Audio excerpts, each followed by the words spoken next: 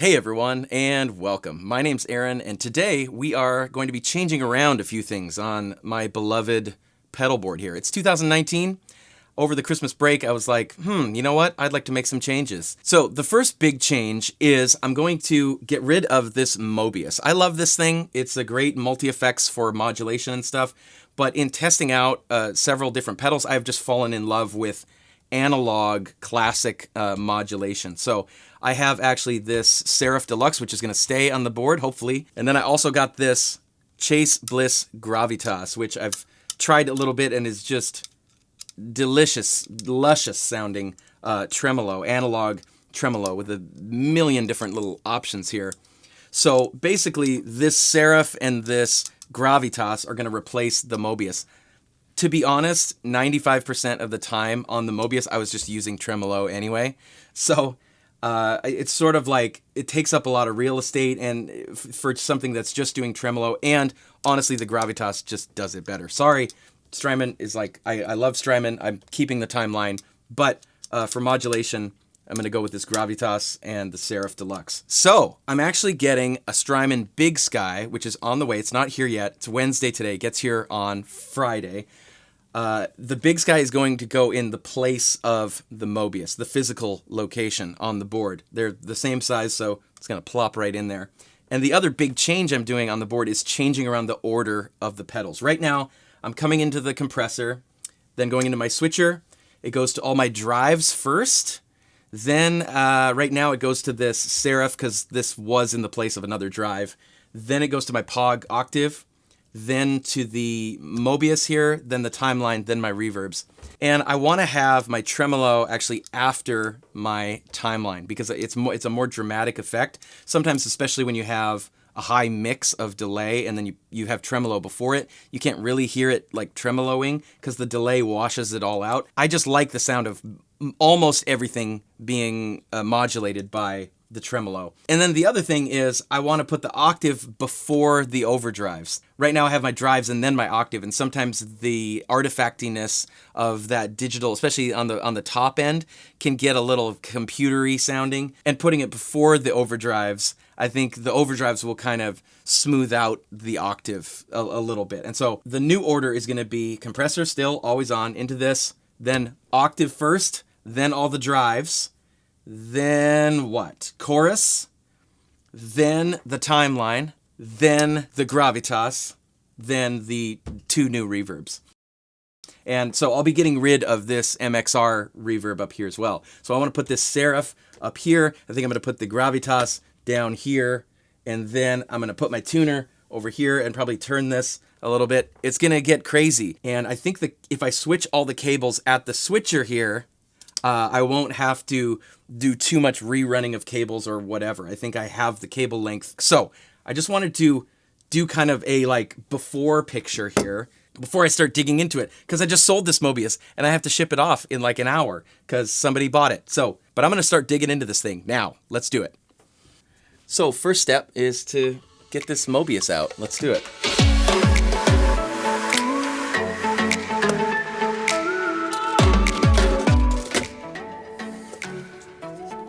When I made this board, I made these little wood risers here. So obviously I'm going to take this riser off and keep it for the Big Sky. That's so that when I step over, I don't accidentally push the buttons on these, and these risers have worked great thus far. So I made these little labels. Not sure if you can see down here where the current labels are, but these are the new labels. So this is the new order here. So basically, I'm just gonna keep this on here and then switch, like I said, from the switcher end. What I'm gonna do is, since I want the Pog in loop 1, for example, the Pog now is in loop 5. So I'm gonna go over here to loop 5, take that out and put that in loop 1, put loop 1 into loop 3 where it goes, and then so on and so on and so on.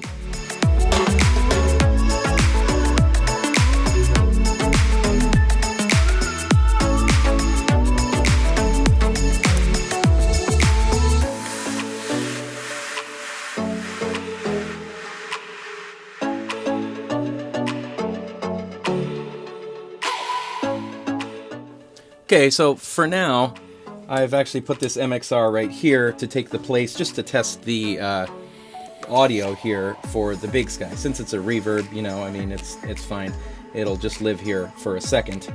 And then over here is gonna go the new guy.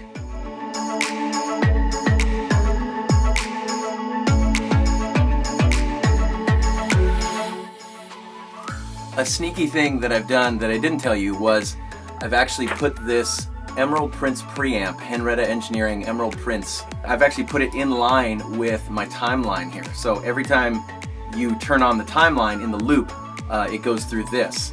And I have it on at just a really mild setting, and I have it on the brighter setting so it doesn't darken it. And that's what an EP booster type of pedal, or originally that was its original application, was in the front end of a delay. And so I really like, I've played a few shows doing that, and it's really fun.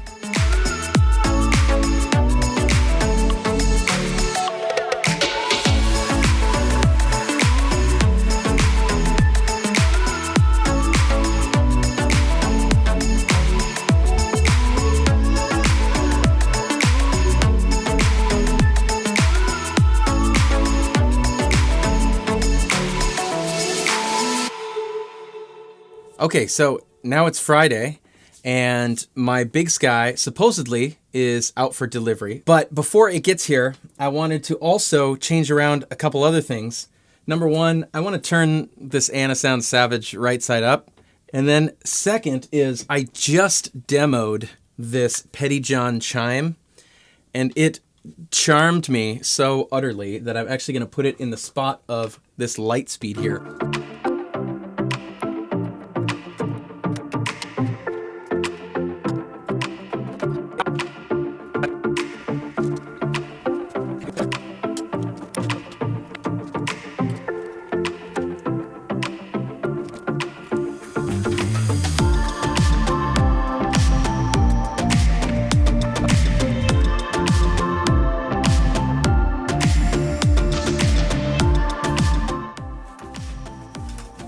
Hey, here it is. It's the Big Sky. Made it. Let's open it.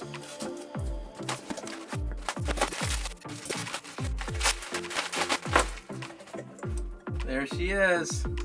It's gonna go right there.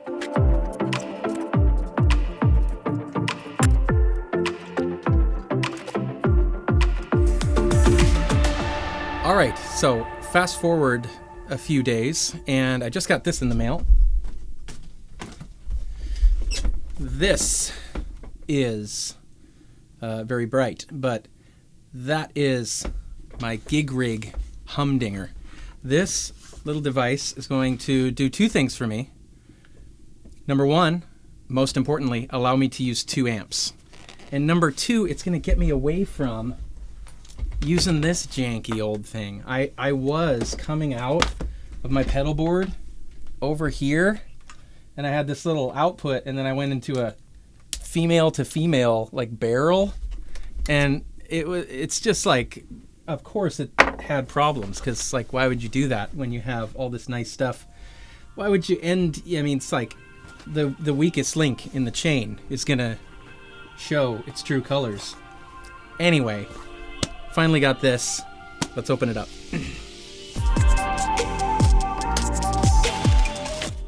Here it is. Just a little guy. So this thing does need power, and luckily I have one, I think I have one power outlet on my Walrus Audio Phoenix still available. Here it is. Look at this thing. So one input and a buffered output, which is kind of like if you just have 1 amp come out of that one, and then this isolated output, which if you have 2 amps come out of that one, and then a little phase reversal switch here, phase, so you can check phase between the 2 amps, because that's important. Go with the one that has the most low end, and you're good to go. This is it. Easy. So I'm gonna mount this in a spot that's like easy to get to, so that, you know, when I need to plug in my amps, I can just do it like that. I'm gonna turn this around. I'm gonna show you under the hood here, and, you know, bear with me. It's not super clean under here. It's clean up here, but this is kind of like opening up the closet, so there you go. I mean, it's not horrible, but it's not great. So this is my output from my switcher, and so this is going to go into the input of this guy. And then I may want to get a little riser, because obviously, you know, you can't get to it there. This would be perfect if it was like that. I could even mark them 1, 2. Let's see what we got. I'll be right back. All right, I'm back. I went out to my shed and I found this little block of wood, and I think that's going to be about perfect. Let's just see. Yep, boom, boom. 1, 2, got my 2 outputs. Let's wire it up. Let's try it.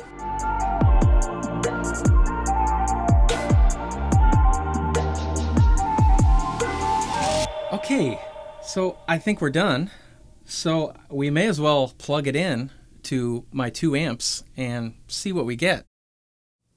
All right, finally, fast forward a few days later, and here we are with the completed board right here in front of me. I've got my labels correct down here. I've got everything turned on and plugged in and sounding good. So now for the fun part, we get to go through this pedal by pedal, and you can hear everything, and I can explain a little bit why I've got it on the board and what I'm currently using it for and what I'm excited about and all that jazz. So first of all, I'm playing my Starcaster.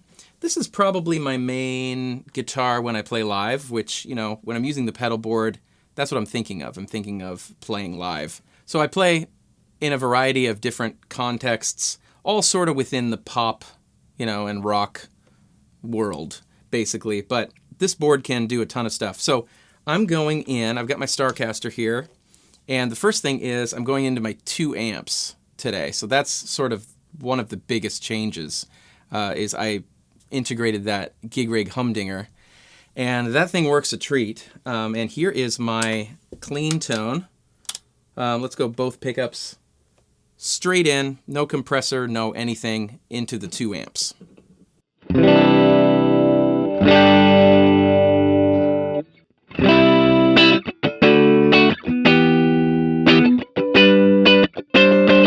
So really nice low end to it. I love that tone. An interesting thing is the humdinger has a phase switch on it, and you can definitely tell when something's out of phase. Let me just put it out of phase so you can kind of hear. So I'm going to flip this switch here. Let me just play a little something.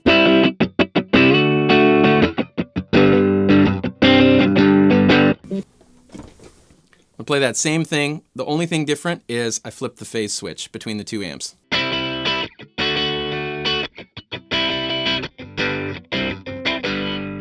Isn't that crazy? The volume difference is like, it's so much quieter because everything is being canceled out, all this low end, because the amps are working basically against each other. When one is pushing, the other one is pulling. So flip that phase switch again, and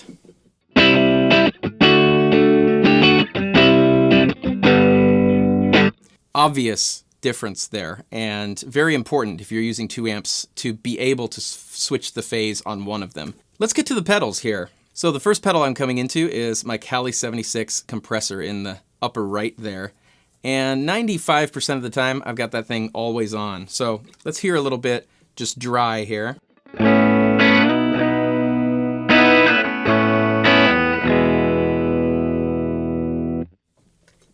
Turn on the compressor.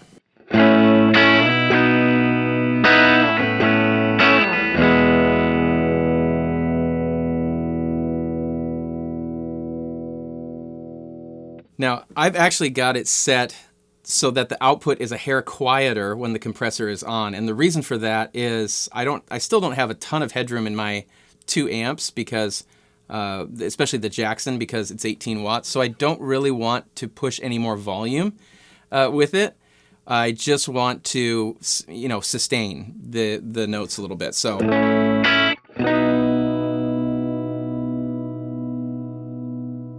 And you can see on the compressor itself that when it's red, when the light is red, it's not compressing. So right now, it's not compressing. I hit a chord.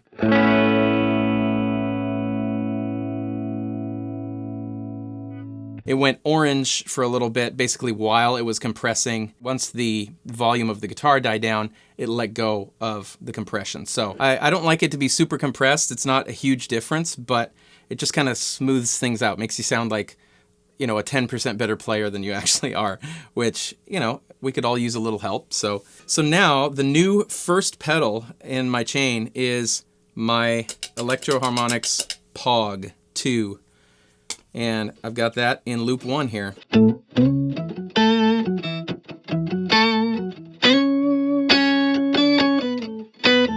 So that's a little lower and upper octave thing. I use that for some crazy solo stuff. Really cool thing about the Pog 2 is that you have 8 presets, and you can scroll through them with this preset switch here.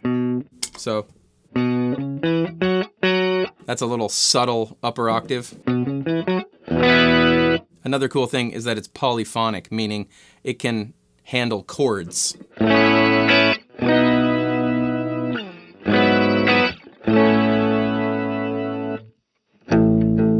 It's a lower octave thing.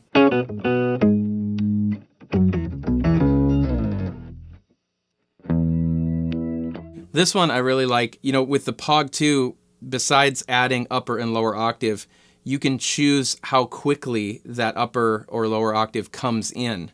So right now I have my dry signal going straight through, and then I have an upper octave slowly fading in, and that gives you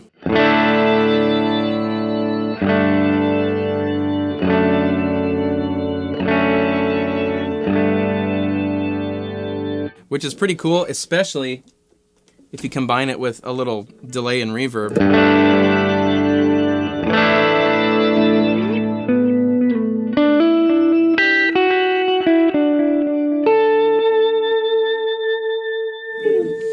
It's almost got a little shimmer reverb quality to it, but really versatile, like a workhorse pedal. Honestly, that Pog 2 is I use it for so much stuff. I end up using it on a lot of records just because it's like, hey, it would be cool, let's do an octave thing right here or whatever.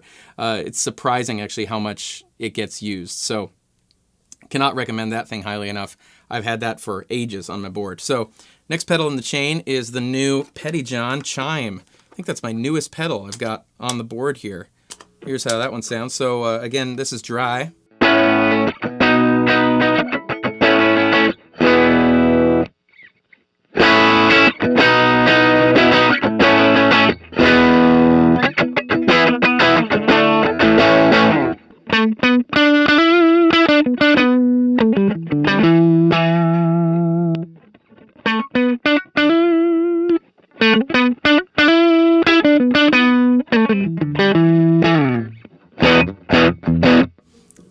Just chunky, chimey, delicious, beautiful. Next one's the Broadcast, the old standby. I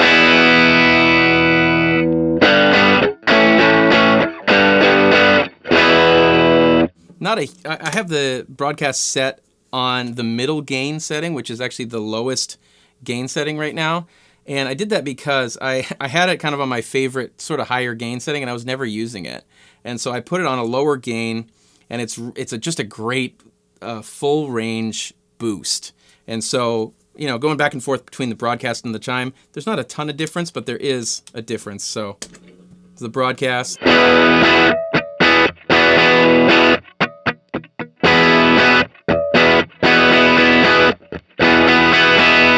You can hear the difference there. The Chime is a little more compressed, even though it's still sort of very transparent, and the Broadcast is sort of like a little bit wilder sounding and a little more open, maybe sounding. Next one is the Savage there, my little Klon.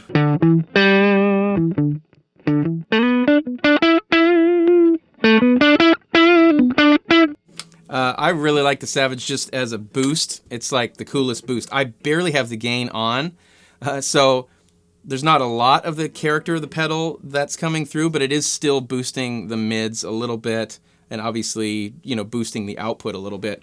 One thing I noticed once I went to the 2 amps is how much more the Savage and the Broadcast, particularly how much more they lifted in volume when I turned them on. And of course, the reason for that is now I have, an 18-watt Jackson Newcastle, and also I have this 35-watt Supro that is, retaining a little bit more of the dynamics. It has a little bit more headroom to it. And so both amps together, the cumulative effect is you get a bigger volume jump, which that's one of the things I was wanting. Was my Jackson didn't have enough headroom to kind of handle, especially my big boosty pedals. And it made me realize actually, and I've tried the Tumnus with this too, how powerful the Klon type of pedal is. That circuit really pushes volume. And, it's, I think one of the reasons people like it is because it's just a nice boost. And when you push it, when you keep pushing it, it, sort of compresses really nicely and, pushes that mid-range and cuts the low end a little bit. But yeah, really nice. I love that Savage. Next one, this is the Seraph. This is my Dimension chorus.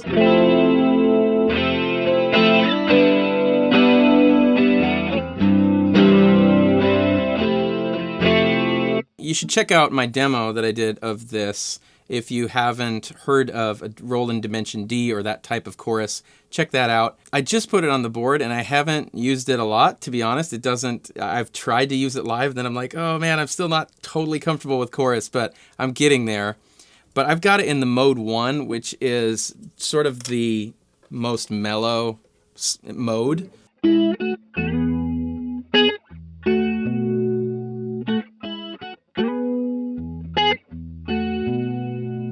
Put a little, put some delay and reverb on that, and you're set to go.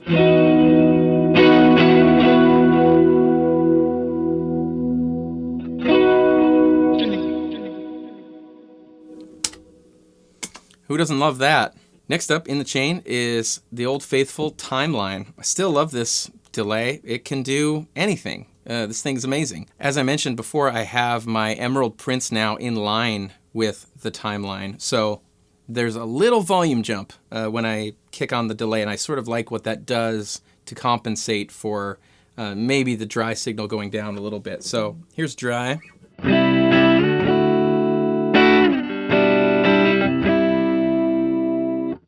Here's the Timeline.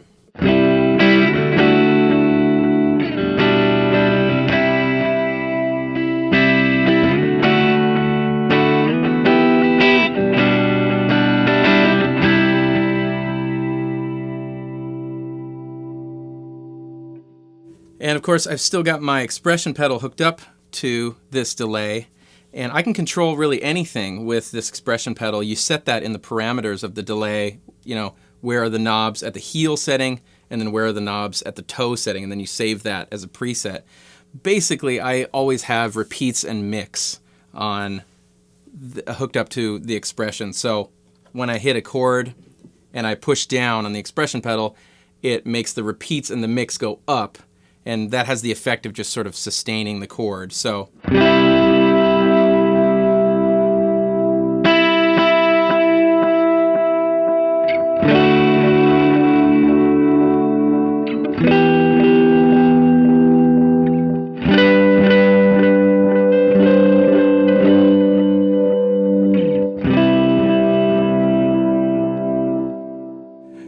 So I've said this before, but I use it sort of like a piano sustain pedal, where when I hit a chord, I'm on the heel setting, especially if I'm doing just sort of like long chord support for some band that I'm playing in, or a record or whatever.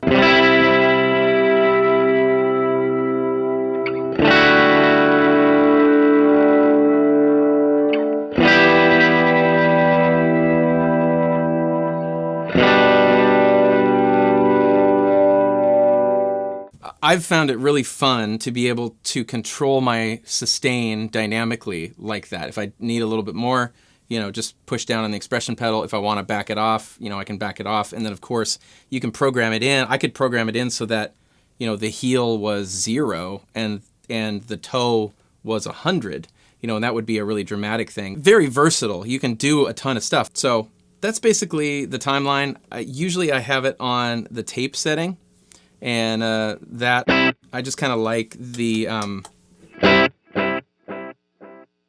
I like the way that sort of decays and degrades a little bit. I like how sort of both the top and the bottom end roll off a bit, and then when you have a lot of repeats and mix,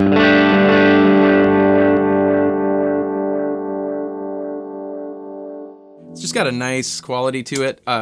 You know, tape delays are my favorite delays, like a real tape delay. When I hear it, it like makes me weep. I don't know why. I can't describe why it does, but it's the quality of how it degrades. There's something about it that like resonates with my soul. And so this does a pretty good job of that. Obviously, a real tape delay sounds miles better, but this is pretty good for pedalboard format and relatively small footprint, actually. The Strymon pedals are big, but they're not huge. You know, there are definitely bigger pedals. So I still love it, the timeline, and then if you want to get crazy other delays, you have those available too. So next pedal is the Gravitas. This is somewhat new, and you know, you may have heard me play through this before.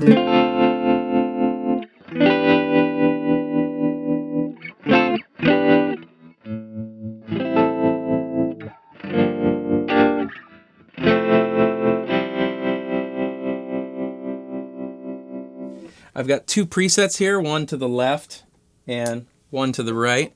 So I just sort of saved a fast and slow of kind of the same thing, which right now I'm on the both setting, which is harmonic tremolo mixed with standard tremolo.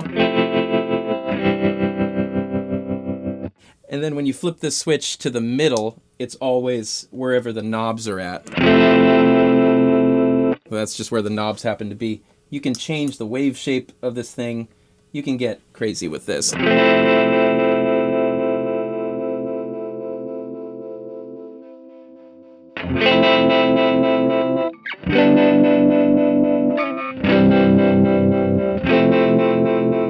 This thing is just the bomb. And of course, I've got it after my timeline. So when you turn on, you know, the timeline and, you know, whatever else that comes before it, it's going to be modulating all of that stuff together.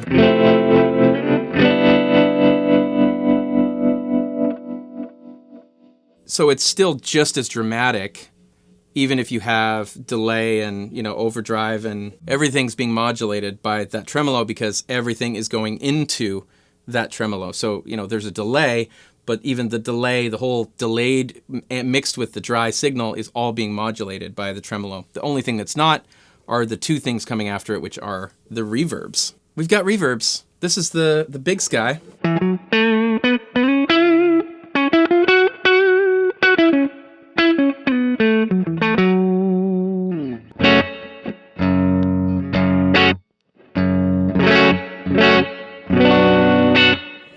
I've really been liking actually the spring in this big sky. You could do a subtle thing like that, or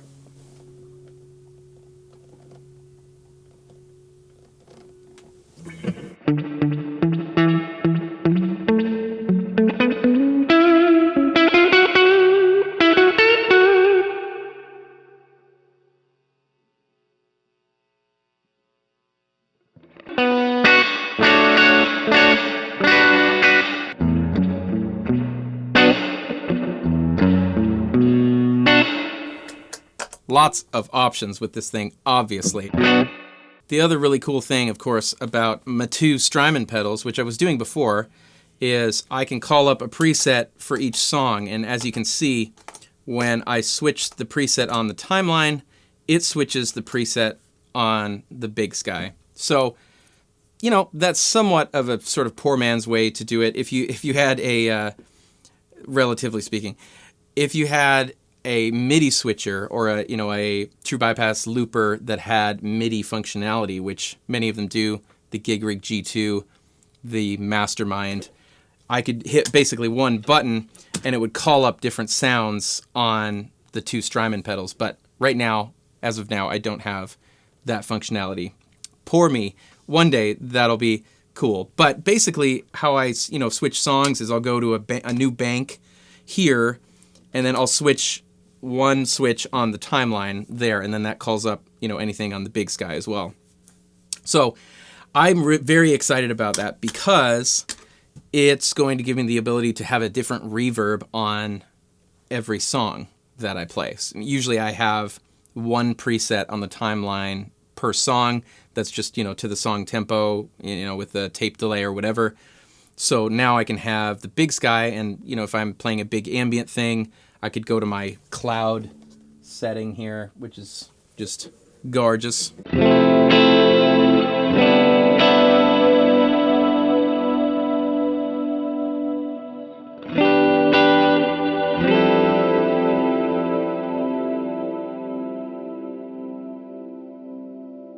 The point being, I have lots of reverbs now, and they can be called up relatively easily, where I don't have to bend down and change settings on the pedal itself, which is what I was doing before.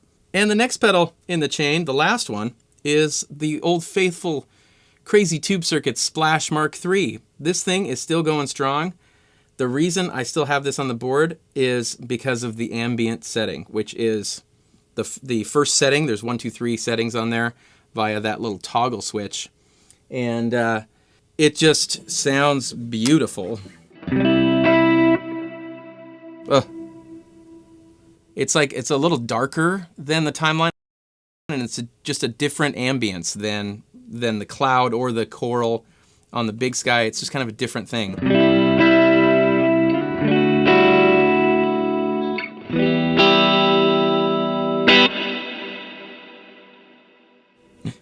I also do this kill dry thing, which is another big reason I've got it on the board. You pull out the mix knob, and then it kills your dry signal, and you have only reverb. So let me do that for you. Here it is. Here it is normal. Now I'm going to pull out this knob here. Usually when I do that, I turn the mix all the way up to sort of compensate for the volume loss, but here you go. Mix all the way up, no dry.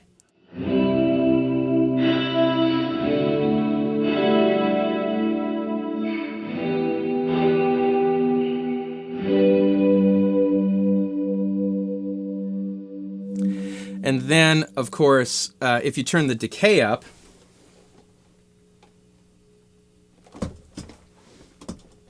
that excite knob on the upper left sort of makes the modulation or the upper octaves in the reverb speak a little bit more. It's not really like a shimmer, but it's sort of toward that territory a little bit. And this is what I always do. I mix all the way up, volume a little bit, decay almost all the way up, excite all the way up. And then what I do is I'll go to my Pog here on setting 2, which is this swell volume thing. And then I turn on my timeline as well. So Pog into timeline, Pog doing a volume swell with upper octave into timeline on a normal tape delay, of course with this expression pedal here, and then into the splash with 100% wet mix on an ambient reverb. What's that give you, Aaron? You know what that gives you? That gives you this.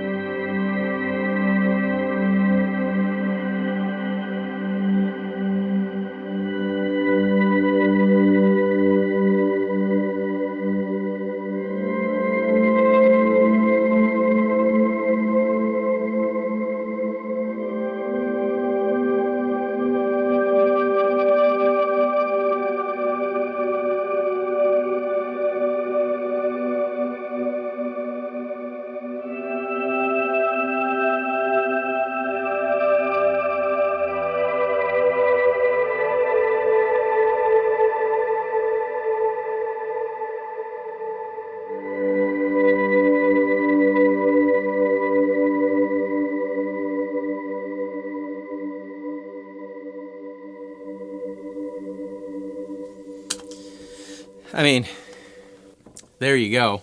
A lot of people ask me when I sometimes play live, I will play that sound and they say, how do you do that sound? That's how you do that sound.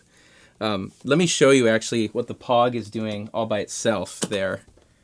So this is, just dry here. So here's just the pog on that number 2 setting, which is that auto swell thing.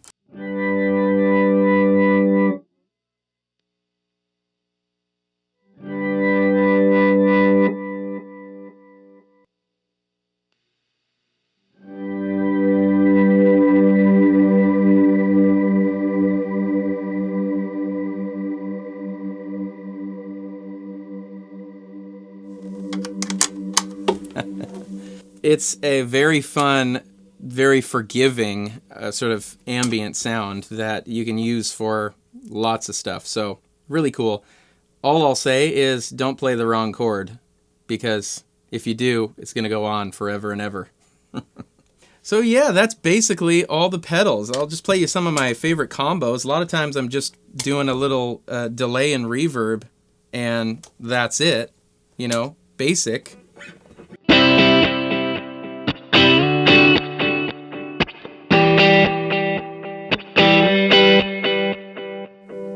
And then sometimes I'll add, the Savage to that.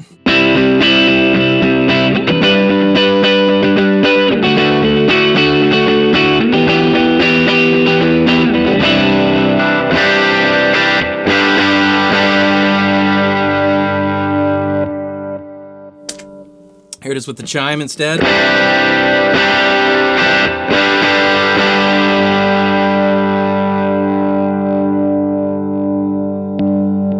Here's a little stack thing with the broadcast and the Savage.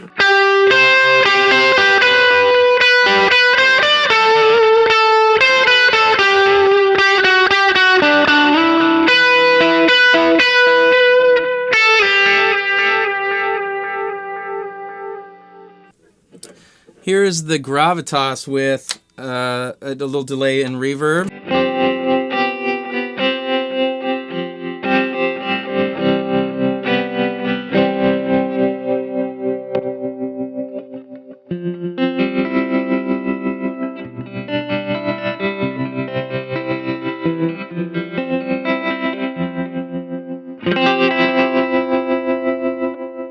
And here's the Seraph with some delay and reverb.